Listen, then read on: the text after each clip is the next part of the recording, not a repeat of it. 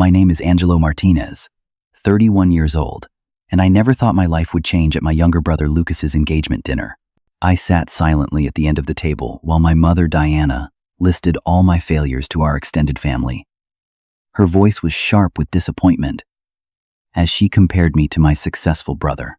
After 8 years away, I was used to being the family disappointment.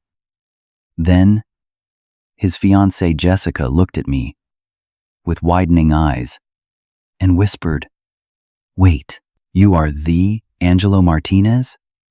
The entire room froze. Even my mother, who always had something to say about me, was suddenly speechless. If you are watching this right now, drop a comment letting me know where you are from and hit that subscribe button. Trust me, you will want to hear how my mother's perfect dinner party completely unraveled. Growing up in Westport, Connecticut meant pristine lawns, country club memberships, and expectations higher than our 3-story colonial house. My mother, Diana Martinez, daughter of old money and married into new money, had 2 sons, but only one favorite. Lucas, 4 years younger than me, was the golden child from the moment he could talk. He had the right kind of intelligence my mother valued, the practical kind that translated to business acumen and financial literacy. I, on the other hand, was always drawn to music, to the piano in our living room that had been my grandfather's ex. Angelo spends too much time with those piano keys and not enough with his textbooks. My mother would tell her friends during their afternoon teas, loud enough for me to hear from the next room. Lucas is already reading the Wall Street Journal, and he is only 14.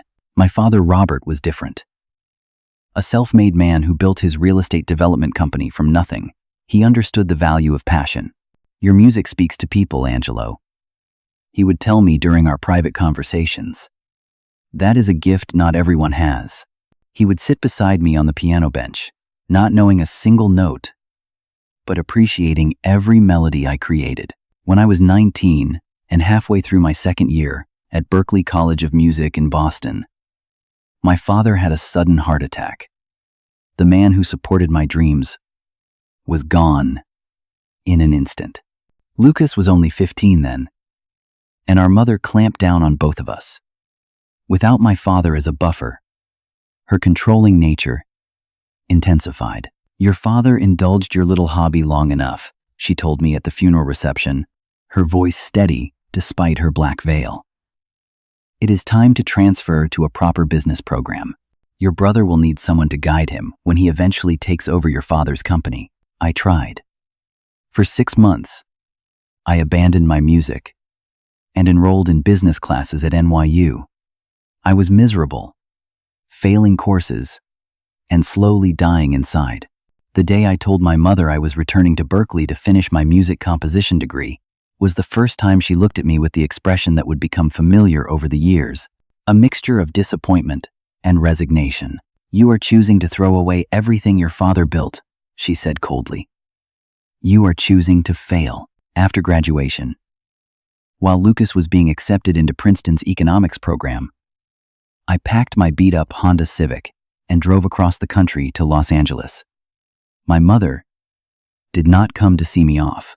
Our goodbyes were as cold as the January morning I left. "When you realize this is a mistake, your room will be waiting," she said, which was her way of saying she expected me to fail. For 8 years, our contact was limited to obligatory holiday calls and the occasional family emergency.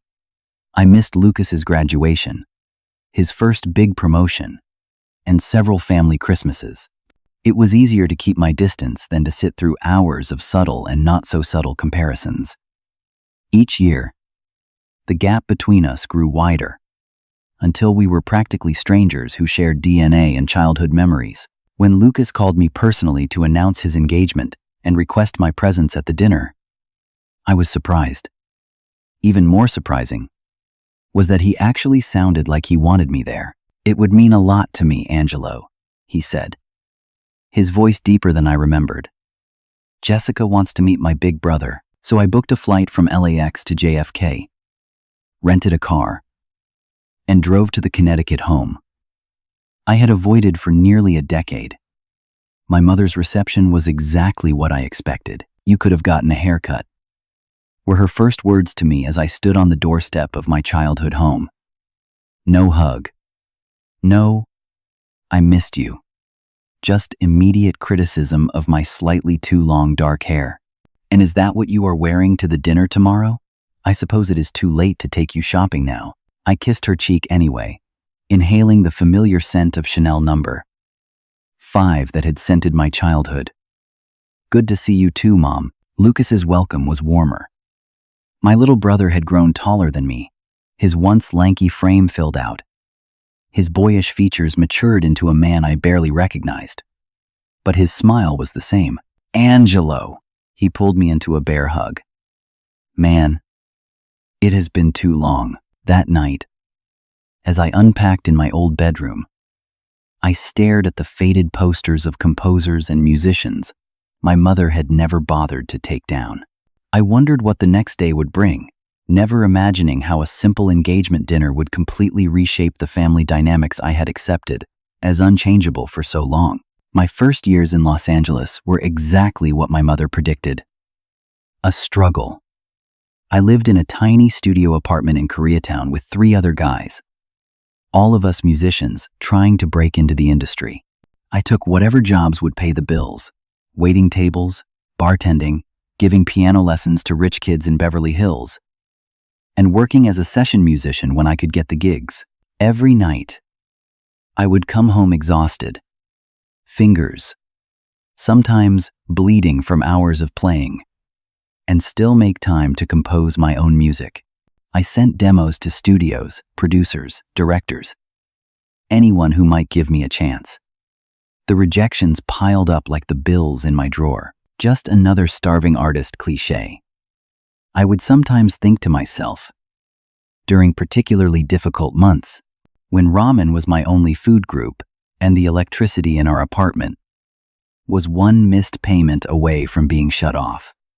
In those moments, I would think of my mother's warnings. During our rare phone conversations, she never asked about my music. Instead, her questions always centered around when I planned to get serious and join the real world. "Lucas just made junior partner," she told me during one call. 26 years old and already making 6 figures. The youngest partner in the firm's history. Meanwhile, at 29, I was still piecing together an income from multiple sources. But something had started to change. A small independent director had used one of my compositions in a short film that gained attention at several film festivals. That led to another opportunity, and then another. By the time Lucas announced his engagement, I had scored 3 indie films, one of which was generating serious buzz in the industry. I was not rich by any means, but for the first time, I was making a living solely through my music. I had moved into my own apartment in Silver Lake. Nothing fancy, but mine alone. I had paid off my student loans, small victories that felt enormous to me but would seem insignificant compared to Lucas's achievements. My brother had followed the blueprint for success exactly as our mother had designed it. Princeton undergraduate, MBA from Wharton, then straight into investment banking at a prestigious firm in Manhattan. He had the corner office, the luxury apartment on the Upper East Side, and now the perfect fiancée from the right kind of family. When we spoke on the phone about his engagement, I could hear genuine happiness in his voice. "Jessica is amazing, Angelo. Smart, beautiful, kind. You will love her." "I am sure I will," I said, and meant it. Despite the distance between us, I wanted my brother to be happy. "Mom is planning this whole engagement dinner thing," Lucas continued. "You know how she gets. Just try not to let her get to you. Okay? It is important to me that you are there." I had considered telling Lucas about my recent success, about the film that was now being mentioned as a potential award contender, about how the director had specifically sought me out for his next project because of my unique compositional style. But something held me back. Perhaps it was years of conditioning, that my accomplishments would never measure up. Or maybe it was the desire to be accepted for who I was, rather than what I had achieved. I will be on my best behavior, I promised instead. The night before the engagement dinner, as I lay in my childhood bed staring at the ceiling, I realized what was truly bothering me. I did not want my family's recognition only after I had achieved success by conventional standards.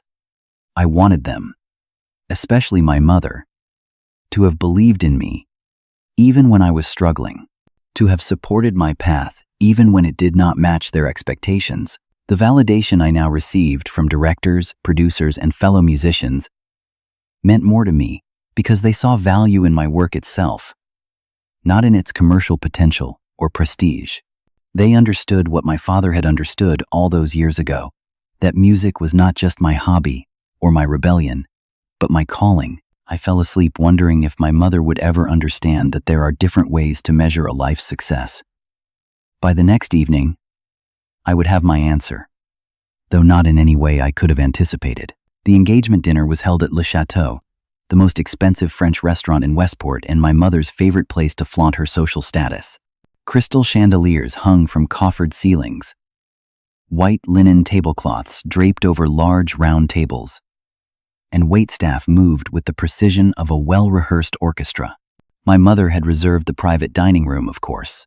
Nothing but the best for her son's engagement. I arrived 15 minutes early, dressed in the one decent suit I owned, which I had packed carefully to avoid wrinkles. My mother still found fault. "Your tie is crooked," she whispered sharply as she air-kissed my cheek. She was immaculate as always, not a silver hair out of place, her navy blue dress expensive but conservative, diamonds glittering at her ears and throat. "The room looks beautiful, Mom," I said, choosing to compliment rather than defend myself. She nodded curtly. "Lucas and Jessica will be arriving momentarily. Try to make a good impression on her family. They are very well connected in New York society." I took my assigned seat, noting I had been placed at the far end of the table, while Lucas and Jessica would be at the center with my mother. Subtle but effective social engineering. Classic Diana Martinez style. The other guests began to arrive, a mix of family members I had not seen in years and people I did not recognize. Aunt Caroline, my mother's sister, swept in with her husband George. "Angelo, what a surprise to see you here," she said with exaggerated enthusiasm. "Still playing around with your music in California?" "Something like that," I replied with a practiced smile. My cousin Michael, now a corporate lawyer according to my mother's Christmas card updates, shook my hand with the perfect amount of pressure they must teach in business school. "Good to see you, man. Mom said you were doing the struggling artist thing out west." "It has its moments," I answered, already exhausted by the judgment thinly veiled as conversation. Then Lucas arrived with Jessica, and the room's attention shifted. My brother looked confident in his tailored suit, his arm protectively around his fiancée's waist. Jessica was not what I expected. From my mother's description, I had imagined someone similar to her, perhaps a female version of Lucas, polished and conventional. Instead, Jessica Chen was petite, with a warm smile that reached her intelligent eyes. Her dark hair was cut in a stylish bob, and she wore a simple but elegant burgundy dress. There was something refreshingly genuine about her that seemed at odds with the calculated atmosphere of the room. "Angelo," Lucas called out, spotting me immediately. He guided Jessica through the crowd toward me. "This is my brother, the one I have told you so much about." Jessica extended her hand, her grip firm and confident. "It is so nice to finally meet you, Angelo. Lucas talks about you constantly." I raised an eyebrow at my brother, who shrugged with a slightly embarrassed smile. "All good things, I hope?" "And he mentioned you are a musician in Los Angeles," she said. "What kind of music do you work with?" Before I could answer, my mother appeared at Jessica's elbow. "Let me introduce you to my cousin Eleanor, Jessica. She sits on the board of the Metropolitan Museum." Jessica gave me an apologetic look as she was steered away. "We will talk more during dinner," she called over her shoulder. Throughout the appetizer course, I observed Jessica's interactions with my mother.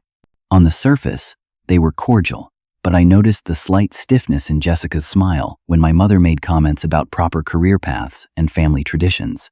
Lucas seemed oblivious to the undercurrent of tension.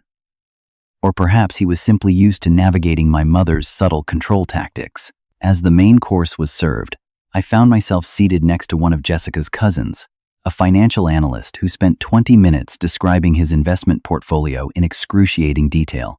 Across the table, I caught Jessica watching me with curiosity several times. There was something familiar about her that I could not place, though I was certain we had never met before. "So, Angelo," my Uncle Richard called down the table, wine glass in hand. "Diana tells us you are still trying to make it as a musician. Tough business, is it not?" All conversation nearby quieted, and I felt the weight of expectant gazes. This was familiar territory, being put on the spot to acknowledge my supposed failure. "It has its challenges," I answered evenly. "My nephew Thomas tried that route too," he continued, either oblivious to or enjoying my discomfort. "Smart boy. Finally came to his senses and went to law school. Never too late to make a change, you know." "Angelo is very talented," Lucas interjected unexpectedly. "He always has been." I shot him a grateful look, surprised by the support. "Talent is wonderful," my mother said with a tight smile. "But security and stability are what build a lasting legacy. Like what Lucas is doing with his career." Jessica's gaze sharpened at this comment, her eyes moving between my mother and me. She opened her mouth as if to say something, then seemed to think better of it. The conversation shifted to other topics, but I noticed Jessica continuing to study me with an increasingly thoughtful expression. It was almost as if she was trying to solve a puzzle, connecting pieces in her mind. I had developed a coping mechanism over years of family gatherings, a kind of mental distance that allowed me to observe interactions as if I were not part of them. I watched the social dynamics play out around me, the hierarchies and alliances evident in who spoke to whom, who laughed at whose jokes, who deferred to my mother's opinions. Jessica did not quite fit the pattern. She was respectful, but not deferential, engaged, but somehow separate, much like I was.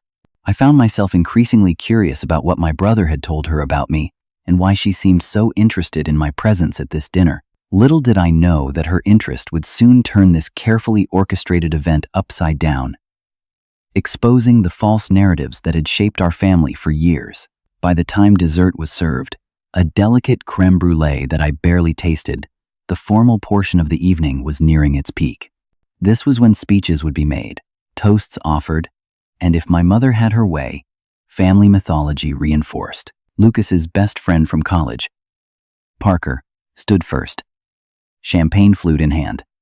To my buddy Lucas and his beautiful fiancée Jessica, he began with genuine warmth. I have known this guy since freshman year, when he was just a skinny kid with big ambitions and an even bigger heart. "Jessica, you are getting one of the good ones.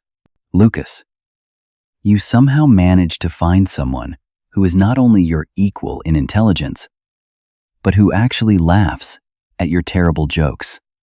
I would say that is a win." Everyone chuckled, and I watched my brother beam at his friend, his arm around Jessica's shoulders.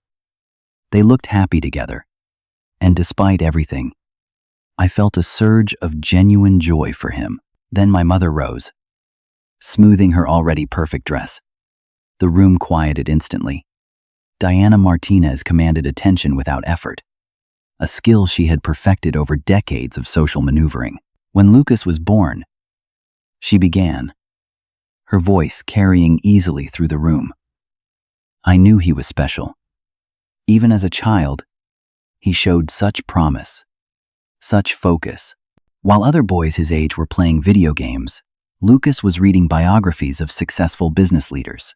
I suppressed a smile, remembering how Lucas had actually hidden video games in his room and played them late at night when our mother thought he was studying. He never wavered from his path, she continued. Every decision, every choice, made with careful consideration of his future. Princeton, Wharton, his career, all planned and executed perfectly. Her gaze drifted to me briefly, and I knew what was coming next. The contrast, the comparison, the cautionary tale. Not everyone finds their way so easily, she said, her tone shifting subtly.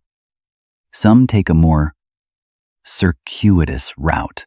Several guests glanced my way, uncomfortable but curious.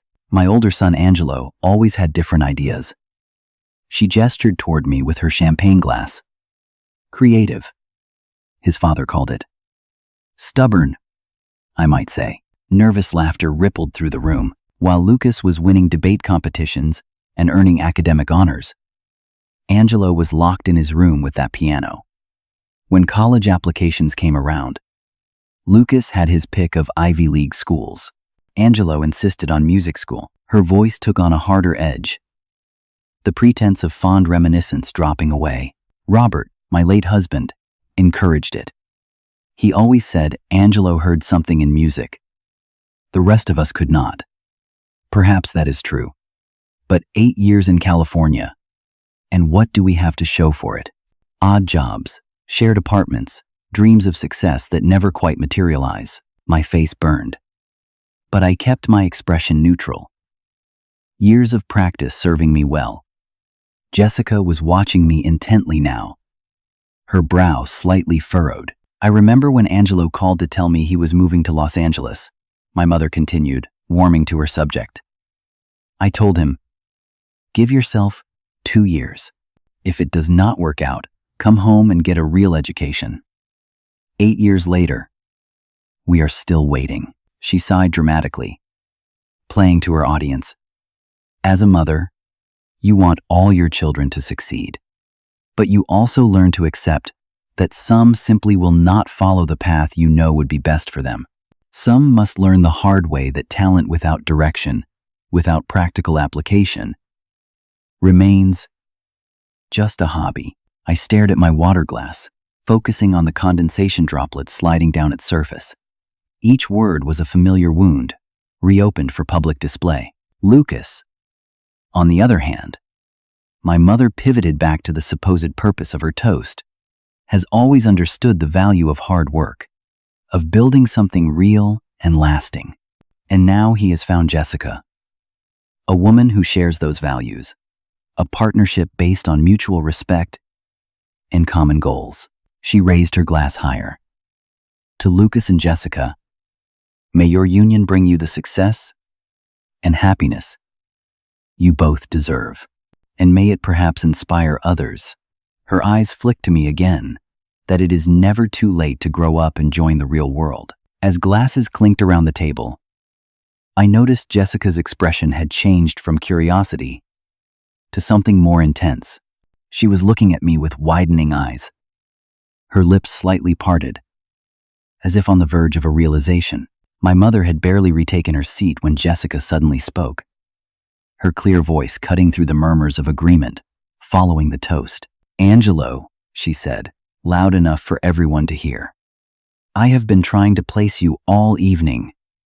You are Angelo Martinez, the composer. Are not you? The table fell silent. My mother looked confused, clearly not expecting this interruption to her carefully orchestrated narrative. Jessica turned more fully toward me, excitement growing in her expression. You composed the score for Echoes of Silence, did not you? The independent film that is generating all the Oscar buzz? And that was the moment everything changed. The moment my two worlds collided in the most unexpected way possible. Wait, you are the Angelo Martinez? Jessica's voice carried through the now silent room. The composer everyone in the industry has been trying to work with for the past 6 months. All eyes shifted to me, including my mother's, whose expression had frozen in mid-sip of her champagne. Yes, I admitted, surprised by the recognition. I composed the score for Echoes of Silence. Jessica's face lit up, I knew it. I am a producer at Luminous Films. We have been trying to contact you for our next project. But your agent said you were booked solid through next year. My agent Frank had indeed been fielding more offers than I could possibly accept since the film had started generating awards buzz. The irony that my brother's fiancée worked in the industry I had been struggling to break into for years was not lost on me. You have an agent? Lucas asked, looking genuinely surprised. Jessica turned to the table, addressing everyone with professional confidence. Angelo's work on Echoes of Silence is revolutionary. The way he blended classical composition techniques with modern electronic elements created something entirely new. The director, Daniel West, has said publicly that the film would have been half as impactful without Angelo's score. My mother's champagne glass was still suspended halfway to her lips, her expression unreadable. The film is nominated for Best Original Score at the Independent Spirit Awards, Jessica continued. And there is serious talk about Academy Award consideration. Industry insiders are calling him one of the most innovative composers of his generation. Academy Award? My Aunt Caroline repeated. Looking at me with new eyes, Jessica nodded enthusiastically. The soundtrack album has been streamed over 10 million times. Critics have called it hauntingly beautiful and a masterclass in emotional storytelling through music. The room remained silent, the weight of this revelation settling over everyone. My cousin Michael, who had earlier dismissed my career with a condescending smile, now looked embarrassed. My Uncle Richard studied his wine glass intently, avoiding eye contact. Why did not you tell us? Lucas finally asked, his voice a mixture of confusion and what sounded like hurt. I took a deep breath, feeling all the years of dismissal and judgment crystallize into this moment. Would it have mattered? I asked quietly. Of course it would have mattered, my brother insisted. Would it, though? I set down my napkin and finally looked directly at my mother. Would success by conventional standards suddenly make my passion legitimate? Would awards and recognition suddenly transform my hobby into a respectable career? My mother's face had gone pale, but her composure remained intact. Years of social training do not disappear in an instant. Angelo, this is hardly the time or place for this discussion. Actually, I said, rising slowly to my feet, feeling steadier than I had in years. I think this is exactly the right time and place. You just spent 10 minutes telling everyone how I failed because I chose a different path than the one you prescribed. Now seems like a good time to re-examine that narrative. The room was so quiet. You could hear the clink of dishes from the main restaurant beyond the private dining room doors. I never expected you to understand my choices, I continued. My voice even. I made peace with that a long time ago. But I never failed, Mom. I struggled. Yes, I took jobs that were beneath my education level to pay the bills. I lived in apartments that would have horrified you. I ate ramen for weeks at a time when money was tight. But I never, not once, gave up on my music. I looked around the table, meeting the eyes of family members who had accepted my mother's version of my life without question. Success in creative fields rarely happens overnight. It takes years of work, rejection, and persistence. What you see as 8 years of failure, I see as 8 years of building a career I can be proud of, on my own terms. Lucas was watching me with an expression I had never seen before. Something like respect, mixed with regret. The film Jessica mentioned, I continued, is the third I have scored. Each one led to the next. Each one a step forward. That is how careers in the arts usually work. Not in the straight line trajectory you prefer, Mom, but in a series of connections, relationships, and opportunities that build on each other. Jessica was nodding, a small smile playing at her lips. I did not tell any of you about the film's success because I should not have needed external validation to earn your respect. Dad understood that. He valued my music not because it might win awards someday, but because it was an authentic expression of who I am. At the mention of my father, my mother's composure finally cracked. A flash of something, perhaps pain or regret, crossed her face before she could mask it. "I am not asking for apologies or even congratulations," I said, softening my tone slightly. "I am just asking, finally, for the same respect you give Lucas. Different paths can still lead to fulfillment and success, even if that success looks different than what you imagined for me." The silence that followed was profound. Then, unexpectedly, Lucas stood up beside me. "Angelo is right," he said, his voice firm. "We have all been unfair to him, myself included. I followed the path of least resistance, the one laid out for me. Angelo had the courage to forge his own way, despite knowing it would be harder." My mother finally found her voice. "Lucas, sit down. This is not appropriate dinner conversation." "No, Mom," Lucas replied with unexpected firmness. "Angelo deserves to be heard." For once, Jessica stood as well, completing our small rebellion. "Mrs. Martinez, your son is highly respected in an incredibly competitive industry. That does not happen by accident or luck. It happens through talent, hard work, and perseverance, the very qualities you value in Lucas." My mother looked around the table, perhaps seeking allies, but found only uncomfortable or thoughtful expressions. The narrative she had controlled for so long was unraveling before her eyes. "I think," she said finally, her voice tight with restraint, "that we should return to celebrating Lucas and Jessica's engagement. That is, after all, why we are here tonight." It was a classic Diana Martinez maneuver, attempting to regain control by redirecting attention. But something had fundamentally shifted in the room. The unquestioned authority she had wielded over family gatherings for decades had been challenged, not just by me, but by Lucas and Jessica as well. As we all retook our seats, I caught Jessica's eye across the table. She gave me a small nod of acknowledgement, a gesture of respect between professionals that meant more to me than any of my mother's approval ever could. The dinner continued, desserts were served, and conversation gradually resumed, though with a noticeably different tenor. For the first time in my adult life, family members asked me genuine questions about my work, my process, my experiences in Los Angeles. My mother remained largely silent, observing this new dynamic with careful eyes. By the time coffee was served, I knew that whatever happened next, things would never be quite the same again. The carefully constructed hierarchy had been disrupted, and in its place, something new and undefined was beginning to form. The remainder of the dinner passed in a surreal blur. Conversation flowed around me, occasionally including me, but mostly, I observed the shifting dynamics with a strange sense of detachment. Years of family mythology had been upended in minutes, and no one quite knew how to proceed.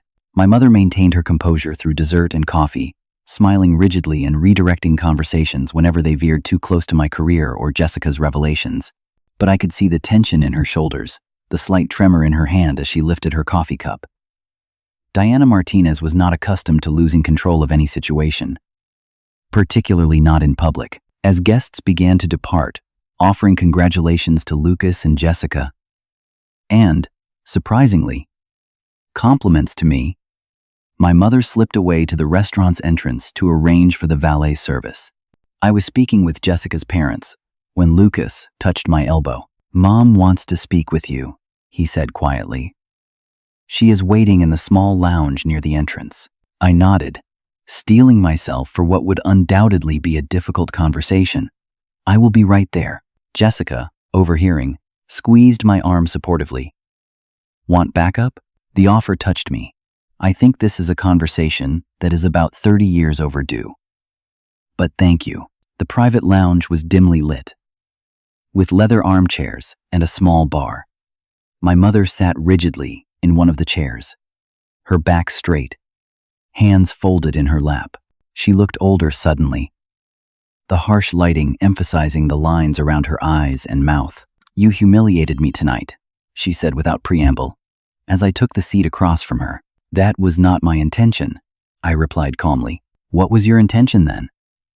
To ambush me with this supposed success of yours?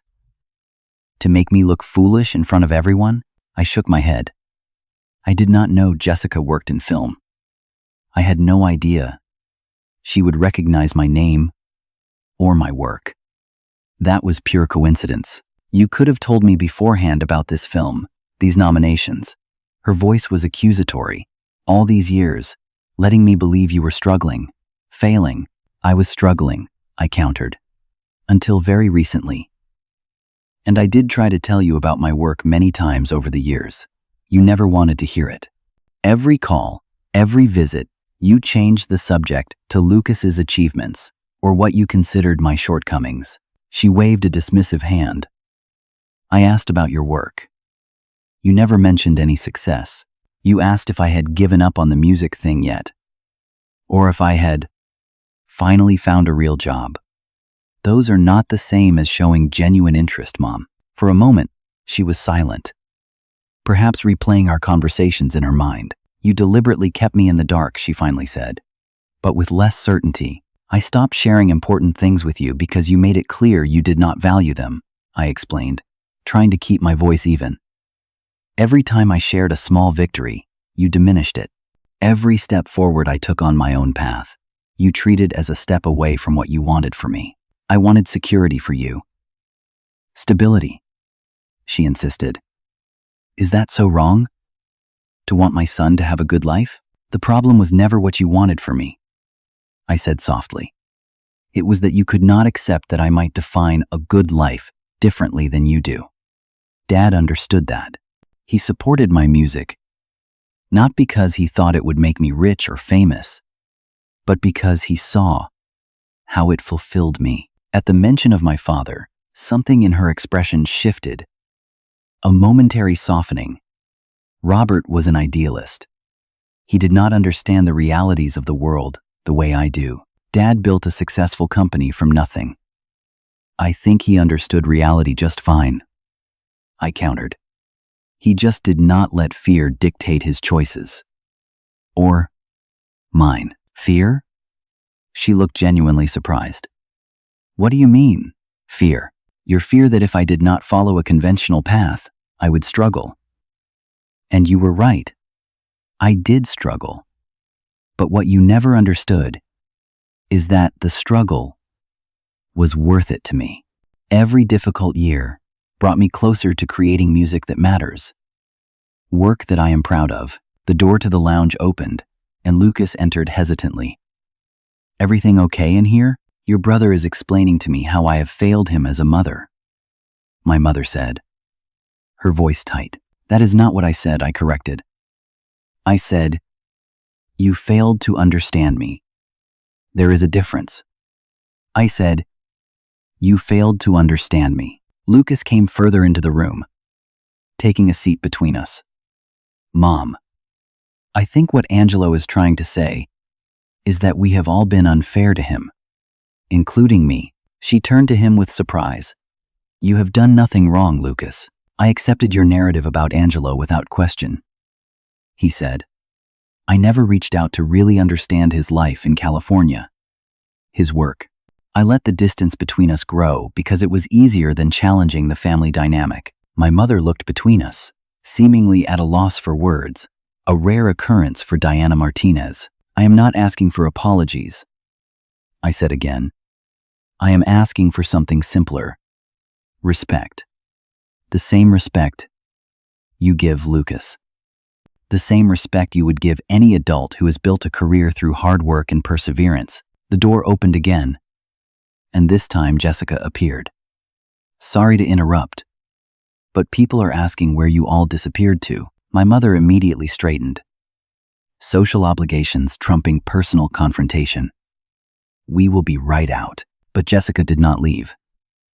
Instead, she came to stand beside Lucas, her presence a clear statement of alliance. Mrs. Martinez, I hope you know how fortunate you are. Both your sons are exceptional in their fields. Different fields, but equally impressive. My mother's gaze moved between the three of us, perhaps realizing for the first time that she was outnumbered in a way she had never been before. The power dynamic had shifted. "We should rejoin the party," she said finally, rising from her chair with practiced grace. "We can discuss this another time." "No," I said firmly. "We have spent years not discussing it. If we leave this room without clarity, nothing will change." She paused, caught between her desire to escape this uncomfortable confrontation and her recognition that I would not back down this time. "What do you want from me, Angelo?" she asked, a note of genuine confusion in her voice. "I want you to see me as I am, not as you wish I would be," I answered simply. "I want a relationship based on who we actually are, not who you think we should be." Lucas nodded. "That is all any of us want, Mom." She looked at her younger son with surprise, perhaps realizing for the first time that her perfect child might also have chafed under her expectations. "I need time to process all of this," she said finally. "Tonight has been overwhelming. It was not the breakthrough I might have hoped for, but it was honest. Perhaps the most honest thing she had said to me in years." "Fair enough," I conceded. "But this conversation is not over. When I return to Los Angeles, I want to stay in touch. Real touch. Not just holiday calls and surface-level updates. And I want you both at our wedding as family, not as people fulfilling obligations," Jessica added. "Real family, who support each other, despite differences." My mother nodded slowly. Not quite a commitment, but not a rejection either. "We should return to the party." As she moved toward the door, Lucas and Jessica ahead of her, she paused beside me. "Your father would be proud," she said so quietly I almost missed it. Then she was gone. Back to the social world she navigated with such skill, leaving me to absorb the first genuine maternal compliment I had received in over a decade. 3 months after the engagement dinner that changed everything, I sat at my piano in my Silver Lake apartment, working on a new composition. Spring sunshine streamed through the windows, catching dust motes in golden beams. My phone buzzed with a text message from Lucas. "Mom actually watched Echoes of Silence last night. She called me after. I think she cried." I smiled, trying to imagine my stoic mother emotional over a film, particularly one scored by her wayward son. In the 12 weeks since the revelation at the dinner, small changes had accumulated into something significant. Lucas and I spoke weekly now. Real conversations about our lives, our work, our shared childhood memories. He had visited Los Angeles twice, once for business, and once specifically to see me. I had shown him my studio, introduced him to friends and colleagues, let him see the life I had built. He had seemed genuinely interested, asking thoughtful questions about my compositional process and the business side of film scoring. "I always assumed creative careers were just about talent," he had admitted during his last visit. "I never understood the strategy, the networking, the business acumen involved. You are running a small business, essentially. Not so different from what I do, in some ways." My relationship with my mother was evolving more slowly, with occasional awkward phone calls gradually becoming more natural. She had sent me newspaper clippings about the film's success, a gesture that was both touching and slightly humorous in its old-fashioned approach. "I read about your film in the New York Times," she had said during our last call, an unmistakable note of pride in her voice that I had not heard directed at me since childhood piano recitals. Jessica had become an unexpected ally and friend. As a producer, she understood the industry in ways my family never could, and she had taken it upon herself to educate them. "I sent your mom some books about film composition," she had told me, laughing. "She is actually reading them." She asked me what diegetic sound means yesterday. The professional recognition continued to grow as well. Echoes of Silence had indeed been nominated for an Academy Award for Best Original Score. I did not win, but the nomination itself opened doors that had previously been closed to me. I now had the luxury of choosing projects based on artistic merit, rather than financial necessity. Frank, my agent, called with news of another offer, this one from a major studio. "They want you for their prestige drama," he said. Full creative control. Top dollar. They specifically mentioned your work on Echoes. Send me the script, I told him. I will need to read it first. Already in your inbox, he replied. They are serious about this, Angelo. It could be a career-defining project. As I hung up, I realized how much had changed. Not just externally in terms of career opportunities, but internally. The validation I had received at the engagement dinner had not created my sense of worth, but it had helped heal old wounds. The painful irony was that I had spent years seeking my mother's approval, only to find that I needed to approve of myself first. My journey to self-worth had been long and difficult. The initial pain of my mother's rejection had been acute, a constant ache that undermined my confidence. Even as I pursued my passion, the middle years had been a struggle not just financially but emotionally, fighting against internalized criticism that echoed my mother's voice. The healing had begun gradually, with small victories and growing professional respect. Each completed project, each positive review, each director who sought me out specifically for my unique sound, helped rebuild what years of dismissal had eroded. By the time Jessica recognized me at the dinner, I had already found peace with my choices. Her public acknowledgement did not create my success or my satisfaction with my path, but it did force my family to see what I had known for some time, that there are many forms of success, many ways to build a meaningful life. My phone rang again, this time with my mother's name on the screen. Our new tradition, Sunday afternoon calls, was still finding its rhythm. "Hello, Mom," I answered. "Angelo," she said, her voice carrying that formal quality that might never fully disappear. "I watched your film last night. Lucas mentioned that. What did you think?" There was a pause. Then, the music was. I felt it. Here. I could almost see her gesture vaguely toward her chest, uncomfortable with expressing emotion so directly. "That is the highest compliment you could give me," I said softly. Another pause. "Your father always said you heard music differently than other people." I think I understand what he meant now. We talked for nearly an hour, the longest conversation we had had in years.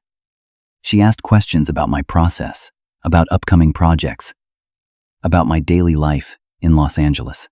Small steps toward knowing each other as we actually were, not as she had wished we would be. As the sun began to set, casting long shadows across my apartment, I returned to my piano. The piece I was working on had begun as a simple theme, but was evolving into something more complex, a meditation on family, forgiveness, and finding your own path. I had learned that true success is not measured by awards or recognition, though those are gratifying. It is not measured by financial security alone, though that provides a foundation. True success is the alignment of your outer life with your inner values, the ability to look at your choices and feel genuine satisfaction with the path you have chosen. My father had understood this. Jessica understood it. Lucas was beginning to understand it. And perhaps, in her own way, my mother was starting to understand it too. The lesson I had learned through years of struggle and recent vindication was simple but profound. Stay true to your path even when others doubt you. Define success on your own terms. And perhaps most importantly, recognize that validation from others is pleasant but not necessary for inner peace. I let my fingers find the melody that had been forming in my mind, a theme of reconciliation and growth. The notes filled my apartment as darkness fell outside, a musical story of a journey that had led me exactly where I needed to be. What about you? Have you ever had to choose between following expectations and pursuing your own path? How did you define success for yourself? Share your story in the comments below. If this resonated with you, please like, subscribe, and share with someone who might need to hear that their unconventional path has value too. Thank you for listening to my story. And remember that true success is measured by fulfillment, not by others' approval.